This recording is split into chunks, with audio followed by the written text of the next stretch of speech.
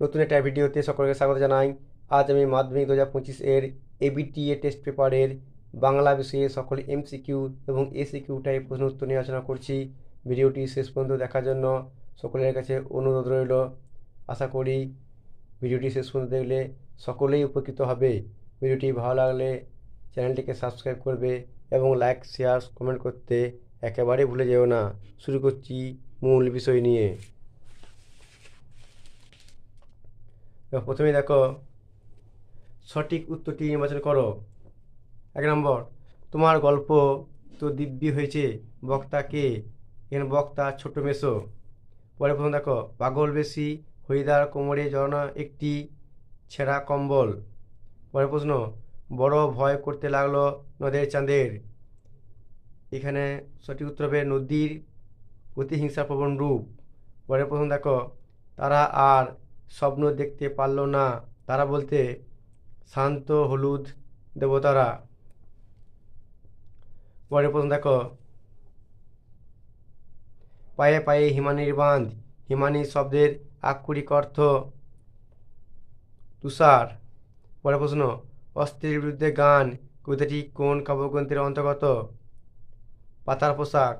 অস্ত্রের বিরুদ্ধে গান কবিতাটি পাতার পোশাক কাব্যগ্রন্থের অন্তর্গত। পরের প্রশ্ন দেখো, 19 শতকে 32,000 অক্ষর লেখার জন্য দেওয়া হতো 12 আনা।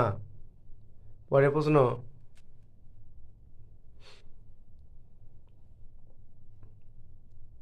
ফাউন্টেন পেন এর বাংলা নাম ঝর্ণা কলম নামটি সম্ভবত দিয়েছিলেন রবীন্দ্রনাথ ঠাকুর। পরের প্রশ্ন দেখো, হিমালয় যেন পৃথিবীর মানদণ্ড, এটি কার উক্তি? এটি কালিদাসের উক্তি। পরের প্রশ্ন, ক্রিয়াপদের সঙ্গে সম্পর্কহীন পদকে বলে অকারক। ক্রিয়াপদের সঙ্গে সম্পর্কহীন এই পদকে বলা হয় অকারক। পরের প্রশ্ন দেখো, রাজা গেলেন শিকারে। শিকারে অর্থাৎ রাজা গেলেন শিকারে অর্থাৎ শিকারে তলা দাগ দেওয়া আছে। চিহ্নিত পদটি হলো অধিকরণকারক, অর্থাৎ ক্রিয়াপদকে যদি পূর্ণ করা হয় তার উত্তর হচ্ছে শিকারে। রাজা কোথায় গেলেন? রাজা গেলেন শিকারে, যে অধিকরণকারক। পরে প্রশ্ন দেখো, রাজায় রাজায় রাজায় রাজায় যুদ্ধ হয়, এই বাক্যের কর্তাটি হলো ব্যতিহার কর্তা। রাজায় রাজায় যুদ্ধ হয় বাক্যের কর্তাটি হলো ব্যতিহার কর্তা। পরে প্রশ্ন, রামদাস আর কোনো প্রশ্ন করিল না, চিহ্নিত পদটি যে সমস্যার উদাহরণ তা হচ্ছে তৎপুরুষ। পরে প্রশ্ন দেখো, তোরা সব জয়ধ্বনি কর, এটি কোন বাচ্যের উদাহরণ? কর্তৃ বাচ্যের উদাহরণ। পরের প্রশ্ন, আবার তোরা মানুষ হ বাক্যটি অনুজ্ঞাসূচক বাক্য। অনুজ্ঞাসূচক বাক্য। পরের প্রশ্ন দেখো, কোনটি কর্মকর্তৃ বাচ্যের উদাহরণ দাও? কর্মকর্তৃ বাচ্যের উদাহরণ হচ্ছে ঘন্টা বাজে। ঘন্টা বাজে হচ্ছে কর্মকর্তৃ বাচ্যের উদাহরণ। ঘন্টা বাজে, শাঁখ বাজে, ঘুড়ি ওড়ে ইত্যাদি। পরের প্রশ্ন দেখো, নবরত্ন শব্দটি হলো দ্বিগু সমাস। নবরত্নের সমাহার, সমাহার দ্বিগু। পরের প্রশ্ন দেখো, বলছে কম বেশি 20টি শব্দের নিচে পরিণত দেয়। এই প্রশ্ন দেখো, সারা বাড়িতে শোরগোল পড়ে যায়, শোরগোলের কারণ কি? শোরগোল এখানে জ্ঞানচক্ষু গল্পে শোরগোলের কারণ হচ্ছে কারণ তপনের লেখা গল্প সুন্দরতারা পত্রিকায় প্রকাশিত হয়েছে, তাই সারা বাড়িতে শোরগোল পড়ে যায়। পরের প্রশ্ন দেখো, 2 নম্বর প্রশ্ন, বড়বাবু হাসিতে লাগলেন, বড়বাবুর হাসির কারণ কি? বড়বাবুর হাসির কারণ হচ্ছে গিরিশ মহাপাত্রের সাজসজ্জা ও তার মাথার নেবুর তেলের গন্ধে থানাশুদ্ধ লোকের মাথা ধরিয়ে দিয়েছিল, এই কারণে বড়বাবু হাসছিলেন। পরের প্রশ্ন দেখো, জগদীশবাবু কীভাবে সন্ন্যাসীর পায়ে ধুলো পেয়েছিলেন? জগদীশবাবু একটা কাঠের খড়মের উপর সোনার বোর্ড লাগিয়ে সন্ন্যাসীটিকে বাড়িয়ে দিয়েছিলেন। তখন সন্ন্যাসী তখন পা বাড়িয়ে দেন, সেই সুযোগে জগদীশবাবু পায়ের ধুলো নিয়েছিলেন।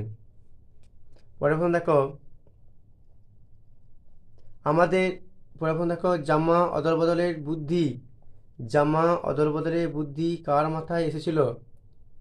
জামা অদল বদলের বুদ্ধি এসেছিল অমৃতের মাথায়। অমৃত। পরের প্রশ্ন দেখো,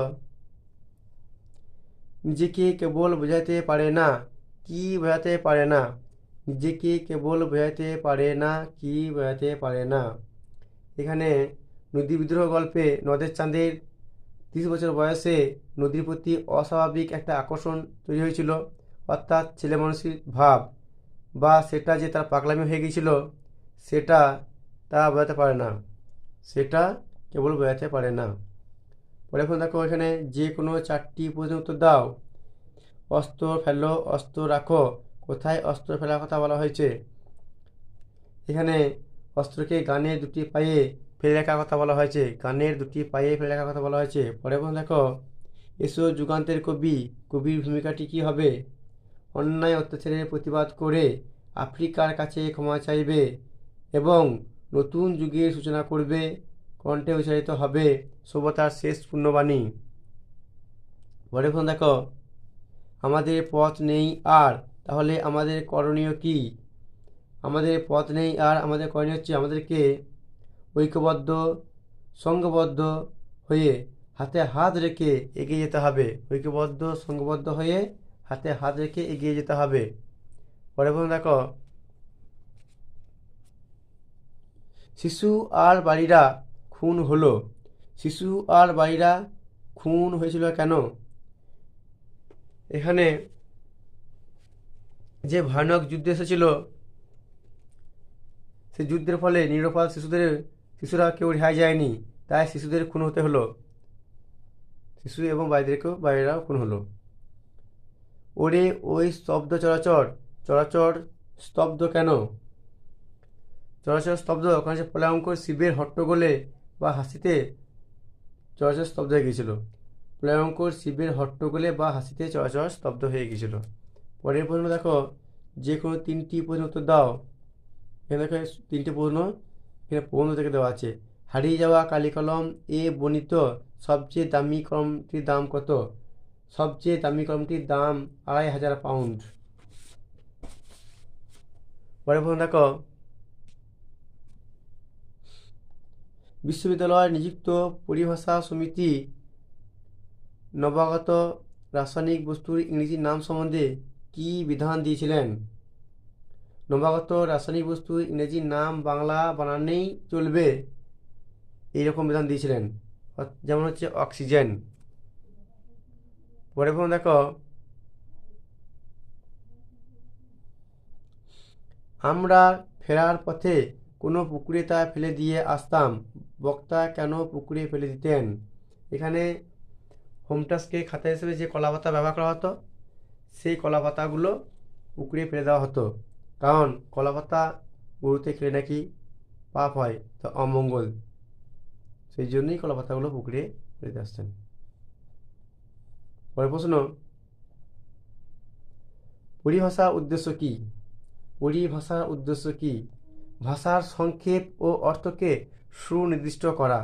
পরিভাষার উদ্দেশ্য হচ্ছে ভাষার সংক্ষেপ ও অর্থকে সুনির্দিষ্ট করা। পরে প্রশ্ন দেখো যে কোনো 8টি প্রশ্ন উত্তর দেয়, পুরোটা 8টা প্রশ্ন হচ্ছে পুরো ব্যাকরণ পাঠ থেকে প্রশ্ন উত্তর দিতে হবে, ব্যাকরণ পাঠ থেকে উত্তর দিতে হবে। প্রথম দেখো শূন্য বিভক্তি কাকে বলে? শব্দকে শব্দবিভক্তি চিহ্ন শব্দে যুক্ত হয়ে নিজে অপ্রশস্ত থেকে শব্দকে পদে পরিণত করে তাকে বলে শূন্য বিভক্তি, যেমন রাম গান গায়। পরে দেখো একটি অনুজ্ঞাসূচক বাক্যের উদাহরণ দাও।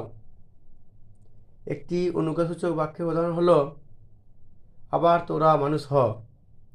পরে দেখো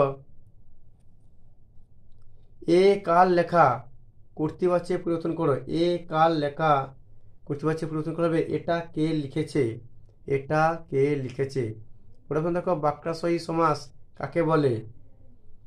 যে সমাসবদ্ধ পদকে আশ্রয় করে একটি বাক্যের অর্থ প্রকাশিত হয় তাকে বলে বাক্যাশ্রয়ী সমাস, যেমন বসে আঁকো প্রতিযোগিতা। পরের প্রশ্ন দেখো সমধাতুর্য কর্তার একটি উদাহরণ দাও। সমধাতুর্য কর্তার একটি উদাহরণ হলো লেখক লিখছে, লেখক লিখছে। পরের প্রশ্ন পঙ্কে জন্মের যা ব্যাস বাক্যটি সমাসবদ্ধ করে সমাসের নাম রাখো।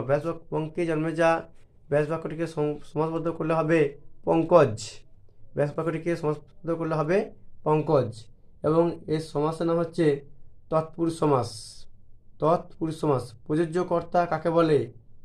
প্রযোজ্য কর্তা কাকে বলে? যে কর্তা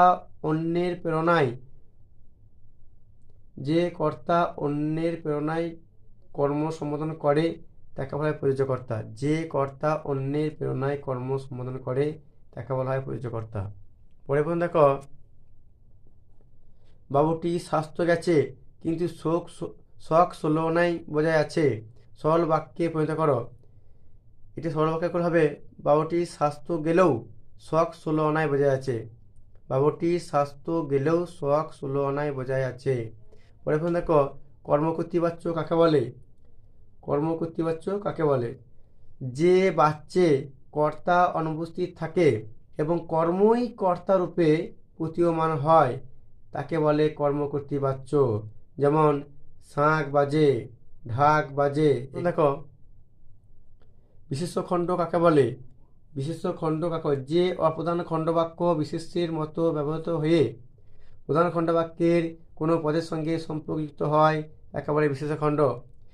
আবার বলছি, যে অপ্রধান খণ্ডবাক্য বিশেষ্যের মতো ব্যবহৃত হয়ে প্রধান খণ্ডবাক্যের কোনো পদের সঙ্গে সম্পর্কযুক্ত হয় তাকে বলে বিশেষ্য খণ্ড। বন্ধুগুলো তোমরা খাতায় লিখে নেবে। যদি ভিডিওটি ভালো লাগে তাহলে অবশ্যই চ্যানেলটি সাবস্ক্রাইব করো।